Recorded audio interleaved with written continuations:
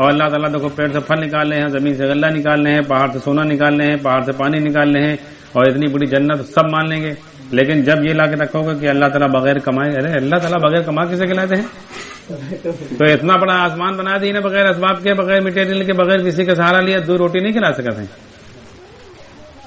جبکہ غور کرو روزی خدا ہی کے نظام سے آ رہی ہے. اور اللہ کے نبی صلی اللہ علیہ وسلم کی حدیث ہے، ایک تو وہ حدیث جب ماں کے پیٹ میں بچہ ہے تو اللہ تعالیٰ مقدر لکھ دیتے ہیں، اور پھر جب دنیا میں ہے تو اللہ تعالیٰ نے کہا، اللہ کے نبی صلی اللہ علیہ وسلم نے فرمایا کہ قلعی چونے کے پہاڑ میں چلے جو روزی وہاں پہنچ کے رہی ہے. آپ غور کرو انسان اتنا بڑا قابل ہو چکا ہے جو اپنے حساب سے سمجھ رہا ہے، اتنی بڑی بڑی ڈگری لیتے، اتنی بڑی بڑی پڑھائی حاصل کر رہا تھا، وکالت اور انجینئر اور ڈاکٹری اور بڑے بڑے کارخانے لگائے، بڑا بڑا دماغ چلا رہا ہے، گوشت نہیں ڈھونڈ پا رہا ہے. اور جو شیر بندر کا، شیرن کا، اور جو جانور ہے بلی کا، اللہ سب کا گوشت کھلا رہا ہے کہ نہیں کھلا رہا ہے؟ کتن کا کھلا رہا ہے کہ نہیں کھلا رہا ہے؟ تو خدا کے نظام سے روزی جو روزی اللہ وہی کھلا رہا ہے. شیر گوشت کے علاوہ کچھ کھا نہیں سکا تھا، کتا اپنی روزی کے علاوہ کچھ کھا نہیں سکا تھے، بلی دودھ کے علاوہ کھائی ہے نا، دودھ کھلا رہے ہیں اللہ، تازہ کھائی ہے. اور انسان اتنا قابل 25 سال کے بعد ڈگری لیتا، اتنا قابل بنا تو گوشت نہیں ڈھونڈ پا رہا ہے، پریشان ہے.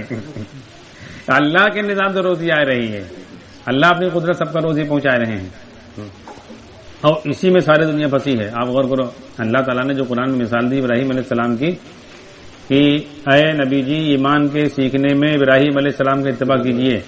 پہلے غور کرو جب کوئی بڑے سے بات کہی جاتا ہے تو اس کا سمجھ لو چھوٹے کے لیے اور تاکید ہے. سمجھو جیسے گھر میں ابھی ابا ہیں اور اماں کا تو بھی ڈانٹے لگے تو سمجھ لو لڑکن کے لیے ڈانٹ رہے ہیں، جب ان کا ڈانٹ سکتے تو تمہاری کون حیثیت ہے؟ ابھی حکومت جو ہے بڑے بڑے ادھیکاری ڈی ایم اور ایس پی کا جو ہے سسپینڈ کرتے تو پولیس والے تو ویسے رائٹ ہے مجھے، اس کا مطلب ان کے لیے اس سے زیادہ سختی ہے. جب نبی سے اللہ تعالیٰ کہہ رہے ہیں کوئی بھی چیز مخاطب اللہ تعالیٰ نبی سے ہوتا ہے تو سمجھ لو بندن کے لیے اس سے زیادہ سخت بات ہے.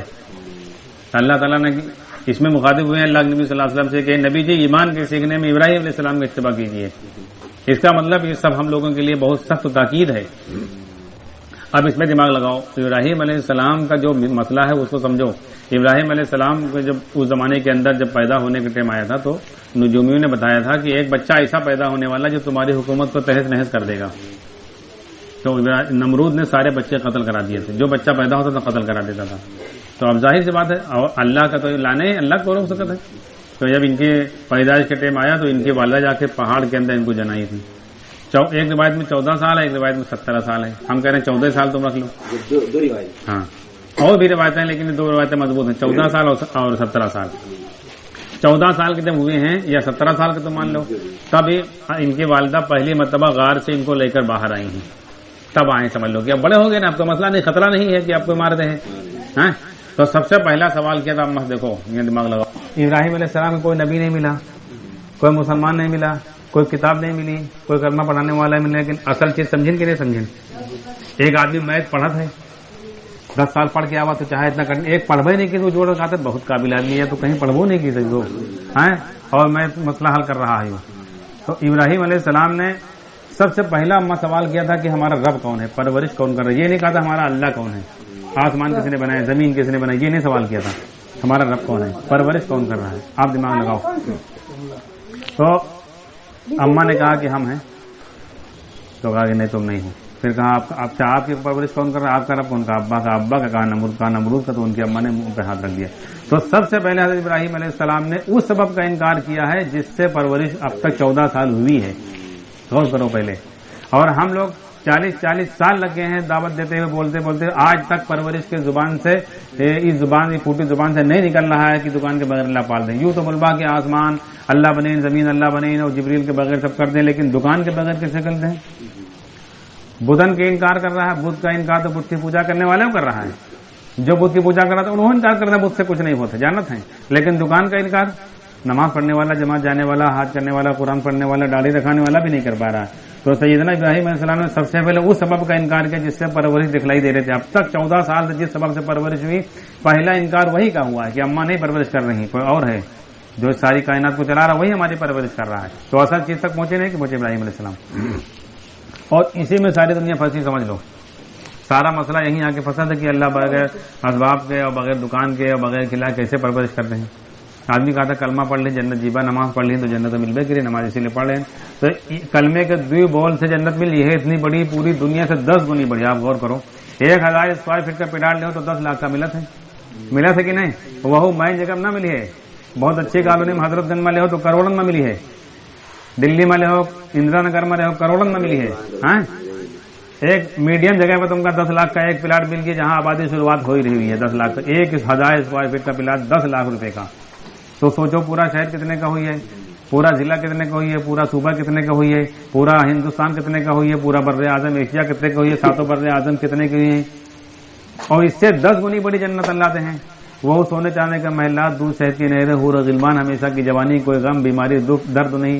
ہاں اتنی بڑی جنت کلمہ پڑھنے پر ملی ہے. تو یہ کلمہ پڑھنے اب 2 روٹی نہیں مل سکتا ہے. ہاں ایک پیارا دال نہیں مل سکتا ہے. یہاں آ کے انکار کر رہا ہے کہ نہیں؟ تو کہتے ہیں کہ اللہ کا ہی نا، اللہ کے نبی صلی اللہ علیہ وسلم کہیں تو حدیث میں لکھا ہے کلمہ پڑھ جنت یہ. تو حدیث میں تو یہی لکھا ہے اللہ کے نبی صلی اللہ علیہ وسلم کہیں کہ نماز روزی کو کھینچنے والی، نماز سے روزی مسئلہ کو. تو نبی کے بعد یہ کہیں نہیں مان رہے ہو؟ نبی کے بعد ہوا والی مانی ہوا والی نہ منی ہو. ادھار والی مان لے آدمی، نقد والی نہیں مانتا ہے. آپ سمجھے؟ ادھار میں پتا تو چلیے نا کہ پیسہ ہے کہ نہیں. بھائی ابھی آپ پلاٹ لے جاؤ اور اس سے بات کرو تو کہیں 10 لاکھ روپے کا، تو ٹھیک ہے ہم رجسٹری کرا دو، 2 مہینے میں پیسہ دے دے. تو پتا نہ چلے تمہارے پاس پیسہ ہے کہ نہیں ہے. جھوٹ بول تو کہو رجسٹری کرا دے، بھاگ جاؤ، دے بے نہ کرو. اور یوں ہے پہلے پیسہ دو تب رجسٹری ہوئی ہے تو پتا چل یہ پیسہ ہے کہ نہیں ہے. کیونکہ اللہ تعالیٰ پہلے دنیا میں وعدہ کی نا، آخرت میں بعد میں کی نا ہوا جی ہو تب ملی ہے. تو اگر جس کے یہاں کام بنے اس کے وہاں بنیں گے، جس کے یہاں نہیں بنے وہاں نہیں بنے گے، اس پہ یقینی نہیں.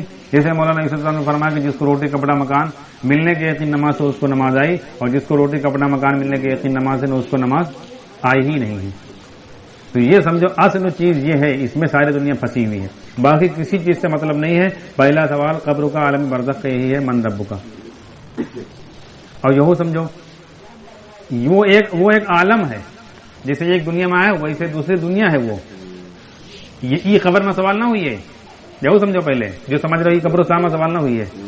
ہاں اب یہاں سے دماغ لگاؤ. بہت سے لوگوں کی لاش جو ہے جل جاتے ہیں. بہت سے کہا ہمارے ملک کے اندر اکثریت ہے جو جلاوت ہے. بہت سے حادثے میں ایکسیڈنٹ میں مان کے چلو سمندر میں ڈوب گئے جہاز، پورا بم گرا، سب ختم ہوئی گئے، جل جلائے کو دب گئے. تو ان کا سوال کہاں ہوئی ہے؟ خبر ان کی کہاں ہے؟ دماغ لگاؤ.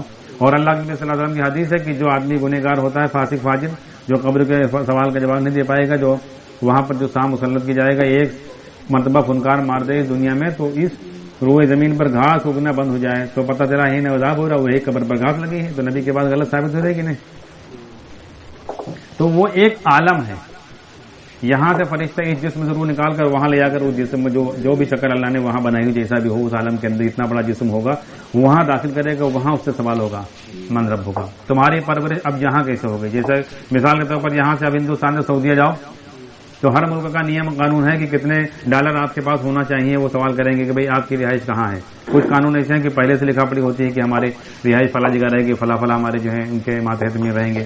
تو پوچھے نہیں پیسہ کتنا لے کے رہو، 2 مہینے کا ویزا رہے گا، 2 مہینے میں کیا کھاؤ گے، کہاں رہو گے. پتہ چلا آپ کے پاس ڈالر نہیں تو آپ کو وہاں سے لوٹا سکتے ہیں. تو ایسے وہاں پر سے سوال کرے گا من رب کو، تمہارا رب کون ہے، پرورش یہاں کیسے ہوگی. آپ اگر جواب دے دیا کہ ہاں ہماری پرورش کرنے والا اللہ رب اللہ، اگلا سوال ہے کہ کیسے ہوگی. دیکھو یہ دونوں سوال ہیں. جس دنیا میں آدمی کہتا ہے نا، ہر آدمی کہتا ہے ارے اللہ کر رہا ہے، اللہ کے علاوہ کون ہے. مگر یہاں کے پھنس جاتا ہے. آپ پوچھو اللہ کیسے کریں گے؟ ہم تمہارے اللہ کر رہا ہے. ہم دکان کر رہے ہیں اللہ کر رہا ہے، ہم نوکری کر رہے ہیں اللہ کر رہا ہے، ہم کھیتی کر رہے ہیں اللہ کر رہا ہے، پیسہ کما کے اللہ کر رہا ہے. تو ملائے کہ نہیں ملائے؟ وہاں بھی فرشتہ پوچھے گا ماں دین کا. دین کہتے ہیں راستے کو. یہاں پر کس راستے سے پرورش تمہاری ہوگی؟ چلو اللہ کرے گا، کس راستے سے کرے گا؟ دین اسلام، اسلام کے راستے سے. جو آدمی دنیا میں عبادت سے نماز سے پرورش لے پایا ہوگا وہ وہاں جواب دے پائے گا. اس لیے دیکھو اللہ کے نبی صلی اللہ علیہ وسلم نبوت مل جانے کے بعد سے کوئی مخلوق سے لینے کا راستہ نہیں اپنایا، کوئی سبب نہیں اپنایا. اس لیے صحابہ کو اللہ کے نبی صلی اللہ علیہ وسلم پہلے ایمان سکھلایا، سبب سے کاٹ کر سبب میں جانے نہیں حکم نہیں دیا. جب ایمان سیکھ لیا ہے اب تم جانا چاہو تو جا سکتے ہو. یہی بات مولانا یوسف صاحب نے فرمائی کہ پہلے نمازوں سے لینا سیکھ لو، پھر 2 راستے کماؤ چاہے نہ کماؤ، سیکھ لو پہلے. وہاں دوسرا سوال ماں دین کا کہ تمہارا پرورش لینے کا راستہ کیا ہے. اب آدمی نے اگر سیکھا عبادت سے پرورش لینا تو کہے گا دین اسلام. سمجھ گئے نا. اور پھر تیسرا سوال پھر یہ ہے کہ ہر آدمی اپنے اپنے دین پر، اپنے اپنے مذہب پر ہے. ہندو اپنے مذہب پر ہے، جینی اپنے مذہب پر، یہودی اپنے، عیسائی اپنے ہیں کہ نہیں. کون سا مذہب؟ ہاں چھوٹی سی جم رکھی دیکھو، وہ جو حضرت محمد صلی اللہ علیہ وسلم لے کر آئے ہیں، وہ دین، وہ اسلام، سب اسلام نہیں، جو اللہ کے نبی صلی اللہ علیہ وسلم لے کر آئے ہیں وہ، اس لیے اللہ کے نبی صلی اللہ علیہ وسلم کے بارے میں پوچھا جائے گا۔ ان کے بارے میں کیا کہتے جانتے ہو؟ تو تینوں سوال پرورش کے ہیں، جو یہاں فرشتے کے سوال کا جواب دے دیا، اب جنت کے بچھونا بچھا دیے گا، جنت کی کھڑکی کھول دی گا، آرام سے سو۔ اب یہ بتاؤ، جو یہاں جنت کی کھڑکی کھول دی گی، جنت کے بچھونا بچھا دے گا، جو جنت دیے، غور کرو، ابھی جنت جا سکتے ہیں؟ پھر بھائی جب آپ ٹرین میں بیٹھو، پہلے آپ کی سیٹ ریزرو مل گئی آپ کی، تو آپ کو تھوڑے ہٹا سکتے ہیں؟ آپ کا آپ جنت بجی ہو، آپ کا وہ ٹی اتار دیں، کوئی سوال ہی نہیں۔ یہ اصل امتحان دنیا میں ہے، یہی چیز سمجھانا چاہتے تھے مولانا یوسف رحمۃ اللہ علیہ، اور فرماتے تھے کہ 20 سال ہو کے تبلیغ میں لگے، اندر ٹٹورو دو کو بھرا ہے۔ اصل چیز آدمی نہیں سمجھ پا رہا ہے، اس لیے محنت اس پر کرنا ہے، اپنی پرورش نماز سے جوڑو، اپنی حاجتیں نماز سے جوڑو۔ تمام کائنات کے نقشے کے مقابلے میں اللہ تعالیٰ نے مسلمان کو نماز دی ہے۔ نماز تمام چیزوں کے مقابلے پر ہے، جس سے نماز سے مسئلہ حل کرنا آیا اسے نماز آئی، جس سے نماز سے مسئلہ حل کرنا نہیں آیا اسے نماز نہیں آئی۔ آپ دیکھو، اندازہ لگاؤ، نماز پڑھنے والے، دین کا علم رکھنے والے، دین پر چڑھنے والے، یہ لوگ اس کا انکار کر رہے ہیں، یہ لوگ سبب کی تاکید کر رہے ہیں، یوں کرو وہ کرو، اور ہر سبب والا دنیا کا جو بھی سبب والا ہے وہ ان کے لوگوں کے پاس آواز ہے کہ حضور والے عمل بتاؤ، اس سے ہم فیل ہو رہے ہیں۔ 20 روپئے سمجھ گئے نا؟ وہ پوچھ رہا ہے نہیں، مولانا لوگوں کے پاس کہا کیا تھا، جماعتین کے پاس کہا کیا تھا، داڑھی والے کے پاس، ارے بھیا کو یار دعا بتاؤ، کوئی کاروبار نہیں چل رہا ہے۔ وہ جاننا تھا کہ حضور والا عمل صحیح راستہ، وہ بتاؤ، تم کا معلوم ہو، ہم کا معلوم نہیں ہے۔ وہ پوچھ رہا ہے کہ نہیں؟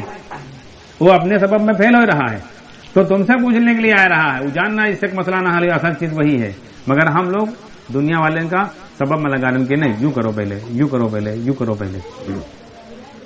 اور دوسری چیز، آدمی جسم پر حاجت آنے والے، دوسری چیز یہاں کے فساد ہے، ان لوگوں سے بتا دیتے ہیں، دوا میں فساد آئے گی، دوا کرنا سنت ہے، ہاں لوگوں سے بھی بتا دیتے ہیں۔ جو آدمی یہ بات کہہ رہا ہے کہ دوا کرنا سنت ہے، یہ آدمی گستاخ رسول ہے۔ پہلی بات یہ سمجھو، کیوں دوا آدمی کاہے کرنے کے لیے آتا ہے؟ اس کا مطلب کہ ہم کو نہیں معلوم ہے کہ ہماری تکلیف کہاں سے ہٹے گی، کیا پریشانی کیا ہے، ہم کو نہیں معلوم، تب ہم ڈاکٹر کے پاس جائیں گے، ڈاکٹر صاحب دیکھو ہم جسم کے اندر کہاں سے فالٹ ہو گیا ہے، ہم کا نہیں پتا، ہم کا کیا تکلیف ہے، پیٹ میں درد ہو رہی ہے تو کہاں ہو رہی ہے، ہم کا نہیں پتا، کہاں دور ہے وہ نہیں معلوم، تب تو ڈاکٹر کے پاس جائے گا، ورنہ فالتو آدمی ڈاکٹر کے 1000 روپے فیس دے کر جانچ کرائے گا۔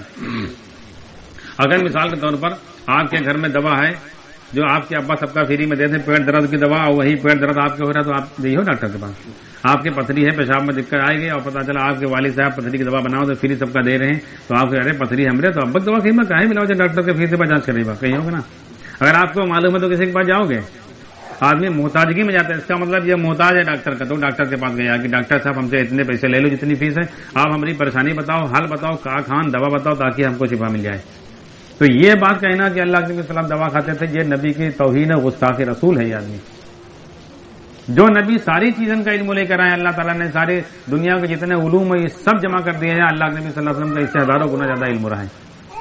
جو اللہ کے نبی صلی اللہ علیہ وسلم خود بتائیں کہ ہم بھی سورہ فاتحہ میں، سورہ فاتحہ میں ہر بیماری سے شفا ہے، اس کا مطلب نبی نوز باللہ کو غلط بتلا رہے تھے۔ نبی کے غلام کے یہ اثر رہا ہے کہ مردے زندہ کرا دے رہا ہے، تو وہ نبی اپنے بیماری میں دور کراتی ہیں۔ جو نبی کسی کے صحابہ کے پیر ٹوٹ جا رہا ہے، ہاتھ پھیر دے رہا ہے، پیر جڑ جا رہا ہے، ہڈی ترنت جڑ جاتا ہے۔ آپ غور کرو، حضور صلی اللہ علیہ وسلم کا لعاب دہن جی کا مل جا رہا ہے، اس کا برکت مل جا رہا ہے۔ اللہ کے نبی صلی اللہ علیہ وسلم کا تھوک زمین میں نہیں پڑ رہا، صحابہ اپنے لے کے چہرے پر مل لیتے رہے، وضو کا پانی جسم پر مل لے رہے ہیں۔ اللہ کے نبی صلی اللہ علیہ وسلم بچپن میں سفر کر رہے تھے تو آپ کی آنکھیں درد کر رہی تھیں، چچا آپ کے ساتھ میں تھے، تو ایک بہت بڑا راہب تھا جو 6 مہینے کے بعد اپنے پادری سے گرجا سے نکلتا تھا، تو اس کے پاس گئے کہ ہمارا بھتیجا آنکھ درد کر رہی ہے، کہا کہاں ہے، کہا وہ پیڑ کے نیچے بیٹھا ہے، کہا اچھا وہ تو پیغمبر ہے، وہ تو نبی ہے، اور بیمار کو ڈاکٹر کو لے کے آیا بیمار کے پاس، اس کا لعاب دہن، ان کا لعاب دہن خود ان کی آنکھ میں لگا تو ٹھیک ہو جائیں گے، تو اللہ کے نبی صلی اللہ علیہ وسلم کا لعاب دہن آنکھ میں لگا ٹھیک ہوئے، تو بچپن میں آپ کے لعاب دہن میں اتنی تاثیر ہے، بڑے ہو کہ آپ ڈاکٹر کے پاس جاتے ہیں۔ غور کرو، جو علم اللہ کے پاس سے لے کر آئے، ساری دنیا کے کام بھی بتلا رہے ہیں، اپنی بیماری ڈاکٹر کے پاس جاتے ہیں کہ صاحب ڈاکٹر صاحب کو نہیں معلوم، بتاؤ۔ اللہ کے نبی صلی اللہ علیہ وسلم جو کام پوری زندگی میں نہیں کیا، نہ کبھی کسی سے مذاق کیا ہے اور نہ علاج کیا ہے۔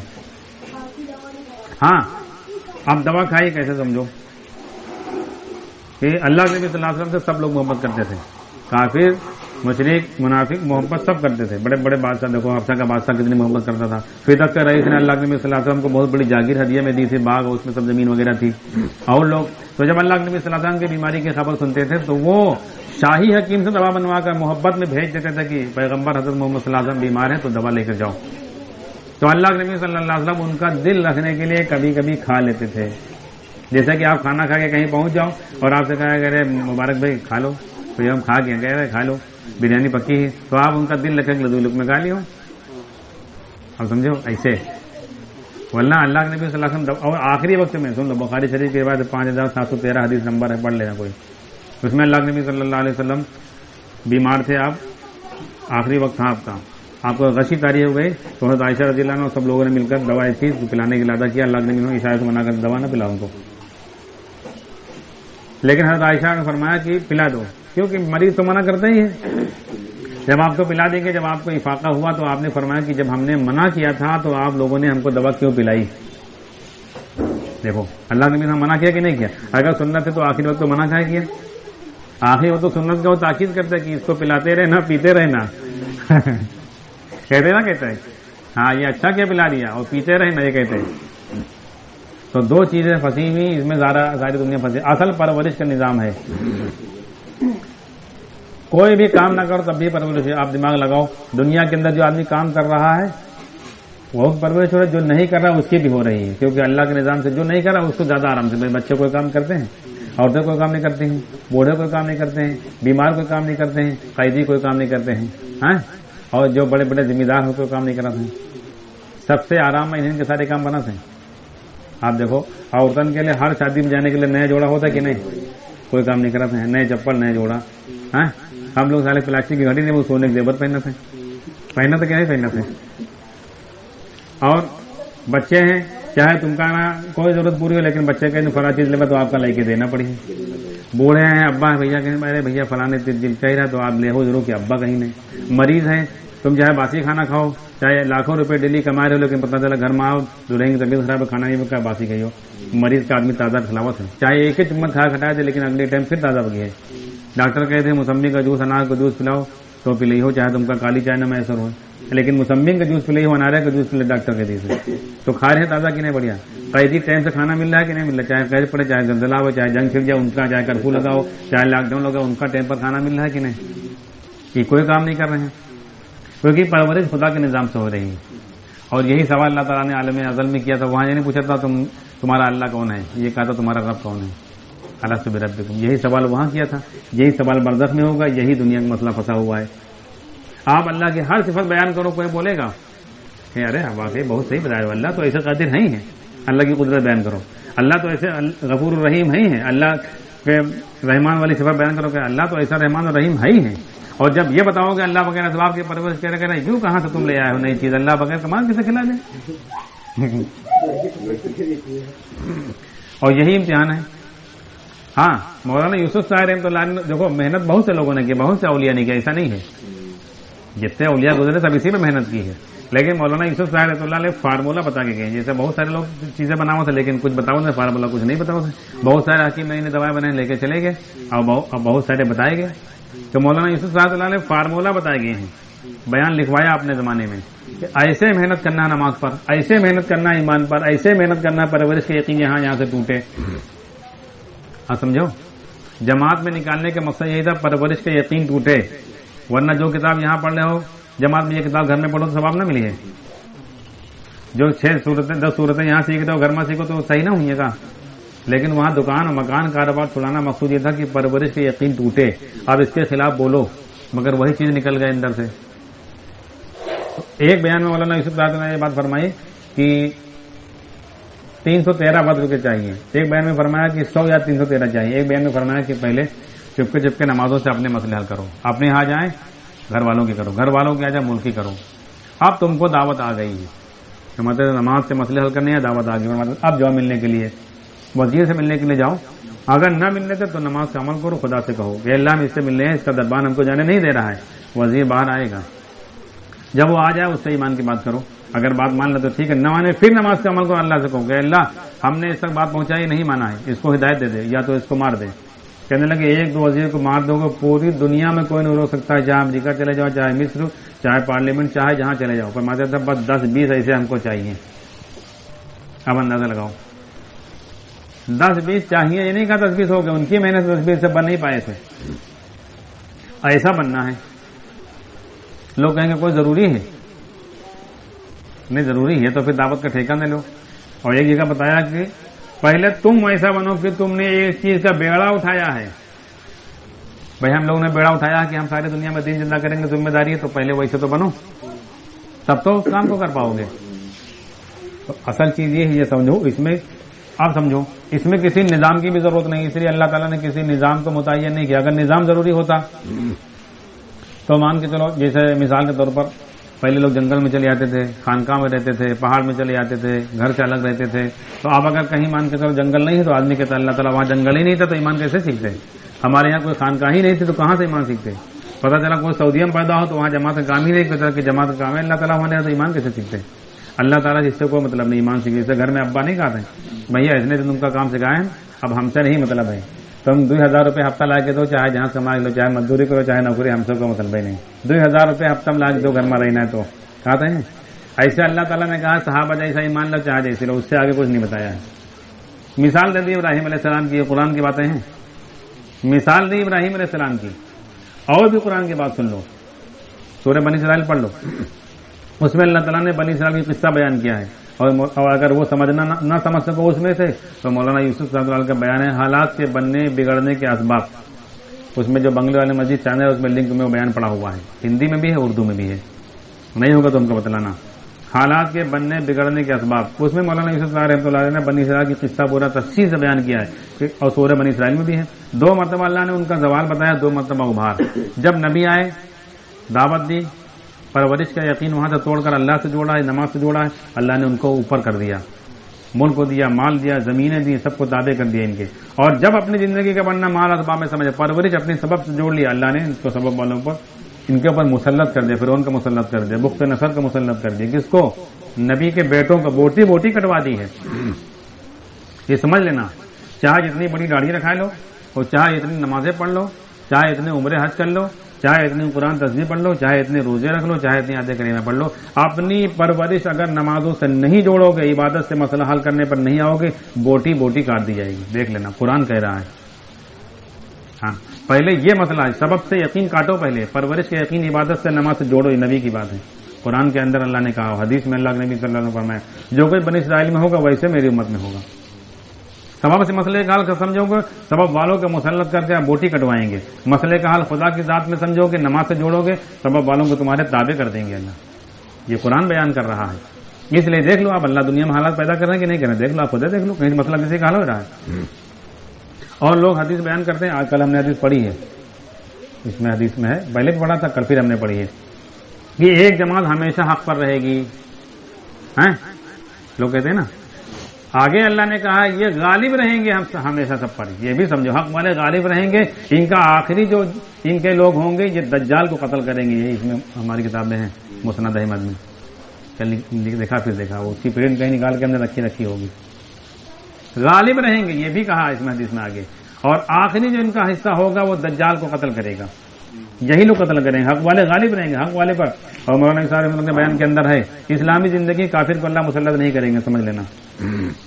ہاں اسلامی زندگی کو ہے، اگر ایمان والی زندگی ہے، پرورش عبادت سے جوڑ کر اللہ اس کے رسول کے کام پر چل رہے ہو، تو یاد رکھو درجہ دینے کے لیے اللہ تعالیٰ بیماری پیدا کر دے، بخار ڈال دیں گے، جیسے صحابہ کے کیا، تعاون پیدا کر دیا. لیکن کافر کے ہاتھ ذلیل نہیں کریں گے اللہ.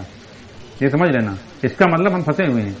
اور کل ایک بیان سننے تھے ہندو کا ہے، پنڈت کا کوئی، وہ کہہ رہا تھا کہ ہمارے پاس لوگ آئے، کہنے لگے مسلمان اس وقت بہت پریشان ہیں. تو کہنے لگے، ہم نے کہا اچھا مسلم ایمان پیدا کرو، مکمل ایمان والا پریشان کہاں ہوتا ہے؟ تو مکمل ایمان تو پیدا کرو پہلے. مکمل ایمان والا کہاں پریشان ہو سکتا ہے؟ چاہے جو ہو، اس کے لیے کوئی شرط تھوڑے ہے، ہر ایک کو مکمل ایمان پیدا کر سکتا ہے. کہیں اور اس نے ایک واقعہ نقل کیا، کہنے لگے کشمیر کے اندر ایک آدمی تھا، نمازی تھا، دیندار تھا، ٹھیلا لگاتا تھا، چاٹ بیچتا تھا. تو جب چاٹ بیچنے آتا تو لوگ پیسے دیتے، تھیلی میں رکھ دیتا تھا. لوگ کوٹا سکہ دیتے تھے تو وہ اسی میں ڈال لیتا تھا. نیک آدمی تھا. تو جب سامان ختم ہو گیا تو بیوی ایک دن ان کی جو ہے بازار بھیجی سامان لانے کے لیے، تو کھوٹے سکے تھے، دکاندار نے سامان نہیں دیا. تو اس نے اپنے شوہر سے بتایا کہ سامان نہیں ملا ہے، کیوں؟ کہا کھوٹے سکے تھے اس لیے نہیں ملا ہے۔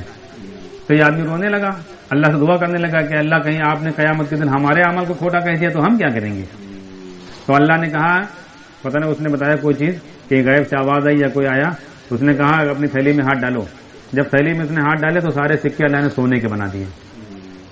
تو اس نے کہا کہ دیکھو مومن ایمان والا، مکمل ایمان والا ایسا ہوتا ہے، کھوٹی چیز میں ہاتھ لگا دے گا سونا بن جائے گا، ایسے بنو تم۔ تو ہم نے کہا دیکھو اس غیر مسلم کو، ہندو کو، پنڈت کو اتنی بات معلوم ہے کہ مکمل ایمان والے کو اوپر کوئی حاوی نہیں ہو سکتا، پریشانی کر سکتا ہے۔ آج مسلمان کی سمجھ میں بات نہیں آ رہی، الٹی بات سمجھائی جا رہی ہے۔ اس لیے دیکھو ہر چیز کا نتیجہ ہوتا ہے۔ بھائی آپ اگر مان کے چلو ابھی آپ کے والد آپ کو پڑھاویں کہ ہمارا لڑکا انجینئر بن جائے، ڈاکٹر بن جائے، آپ پتہ چلا 15-20 سال پڑھایا، لاکھوں روپیہ خرچہ کیا، ڈاکٹر بن کے اب آپ سے کہیں کلینک کھولو تو کہیں ارے ابا ہم کلینک کہاں کھولبا، ہم یہی کھیتی کام میں لگبا، کہیں اچھا یہی لیے پڑھائیں۔ 20 لاکھ روپیہ ڈونیشن دیے، 20 لاکھ روپیہ فیس جمع کریں، خرچہ کریں 40-50 لاکھ روپیہ، اور کھیتی کریں کھاتی کھیتی کرنا تو کاہے بتائے، پہلے پیدا ہے تو پیسہ برباد کرو 50 لاکھ روپیہ۔ ایما کون ڈگری لینے کی ضرورت رہا ہے آپ کا؟ آپ اپنی ڈاکٹری کرو، جاؤ پیسہ تو جاؤں 1 لاکھ لینا ہم سے لے لو، جاؤ وہاں کھولو کلینک چوراہے پر، یہ تو کہیں گے۔ نتیجہ ہوگا دیکھنا چاہتے ہیں کہ نہیں؟ انجینئرنگ کرنے کے بعد ابا یہ کہیں گے نہیں بھیا تم نوکری کرو، چاہے نہیں سرکاری ملے پرائیویٹ کرو، 15-20 ہزار روپے تنخواہ ملی ہے، کوئی تم سے گھر سے مطلب نہیں، تم جاؤ، باقی تم سے مطلب نہیں۔ جو پڑھائیں تو ہر چیز کا نتیجہ دیکھنا چاہتا ہے کہ نہیں؟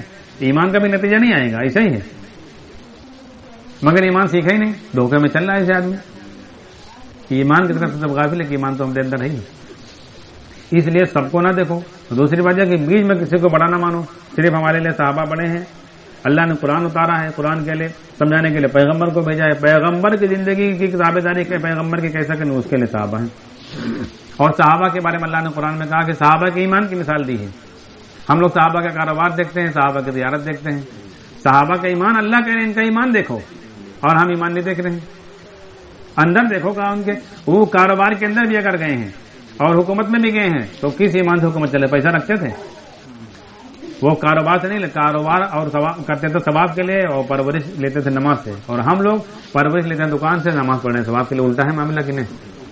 تو ان کا کاروبار نہ دیکھو، ان کا ایمان دیکھو، کاروبار میں بھی ایمان دیکھو، حکومت میں بھی ایمان دیکھو۔ اللہ نے ایمان دیکھنے کے لیے ان کا کہا ہے، اندر کی چیز دیکھو۔ آدمی سونا لینے جاتا ہے تو پیکٹ کے اندر سے نکال دیکھا تو سونے کی کوالٹی دیکھا تھا، ڈبی نہیں دیکھا تھا، کہا تھا بھیا یہ کتنے انگریزی میں کہا بہرحال کتنے % ہے کے اندر سونا، 80% سے ہے کہ 70% یوں دیکھا تھا۔ سونار کے جی ہو ڈبی نہ دیکھی گئی ہے، وہ کہیں رکھو کام چیک کر بھائی میں بھیا 70% ہے نا؟ تو صحابہ کا ایمان دیکھو پہلے، وہ ایمان ہمارے اندر ہے۔ صحابہ بڑے بڑے بادشاہوں کے، بڑے بڑے گورنروں، بڑے بڑے کمانڈروں کے پاس جاتے تھے، ان کی ہمت نہیں ہوتی تھی ان سے آنکھ میں آنکھ ملا کر بات کر لے جو ایمان ان کے پاس تھا، کیونکہ اندر کا باطل نکال چکے تھے۔ اور ہم لوگ اندر باطل بھرا پڑا ہو، ہر باطل کے آگے جھکی با۔ اس لیے سب کی طرف سے نظر ہٹا لو، سمجھنا ہو تو مولانا یوسف صاحب کے بیان پڑھو، کیونکہ وہ فارمولہ بتا کر گئے ہیں۔ اپنی زندگی تو انہوں نے بنائی کیسے؟ پہلے مولانا الیاس صاحب نے پہلے اپنی زندگی بنائی، لیکن امت کو فارمولہ بتایا ہے کہ آپ ایسے ایسے محنت کرو تو ایمان سیکھو گے۔ دیکھو مولانا الیاس صاحب نے کہیں نا ان سے، یا اپنے زمانے میں ان کے زمانے میں کام کر رہے تھے، ان کے ساتھ میں تھے، کہہ رہے تھے کہ جو تم لوگوں کو نماز روزے پر لگا رہے ہو یہ ہمارا کام نہیں، میں قسم سے کہنا خدا کی قسم ہمارا کام تحریک صلاۃ نہیں ہے، ہم کو ایک نئی قوم پیدا کرنی ہے اور ان کے اندر حقیقی ایمان پیدا کرنا ہے۔ وہاں سمجھو فارمولہ بتا رہے ہیں کہ کیا کرنا ہے، اور ہم لوگ سمجھ رہے بھیا اتنا فائدہ ہو رہا ہے، فائدہ نہیں ہو رہا، نقصان ہو رہا ہے، ڈھیٹ بننے ہیں۔ مولانا الیاس صاحب نے فرمایا ایمان سکھلائے بغیر عمل پر لگا تو ڈھیٹ ہو جائیں گے، ڈھیٹ ہے کہ نہیں؟ ان سے کہو ہی نہ منی ہے، جاہل آدمی مان لے۔ ابھی نماز سورہ فاتحہ کے بعد جواری شرابی سے کہا بھیا صحیح ہے، اور ان سے کہو کہ ایسا کہاں، کوئی یہ کر کے گزر چکے، کام بنا نہیں ان کا۔ اس لیے اس پر اپنی ذات بنانے کے لیے محنت کرنا ہے، اور زیادہ کسی سے بحث نہ کرو۔ ہمارا کام بحث کرنے، لوگ کہیں کر کے دکھلاؤ گا تو کر کے پیغمبر دکھلائے گئے، جب اتنے بڑے کی بات نہیں مانو تو ہمارے جیسے گھس کٹن کی بات تم کہاں منی ہو؟ جب حضور صلی اللہ علیہ وسلم کی بات نہیں مانو، جتنے لوگوں نے دکھلانے کے لیے کہا، ابو جہل نے کہا چاند کے 2 ٹکڑے کر دیا، پتھر سے کلمہ پڑھا دیا، مانا؟ کہاں مانے؟ کہیں جادوگری کر رہے ہیں، تو ہم لوگ کر کے دکھلانے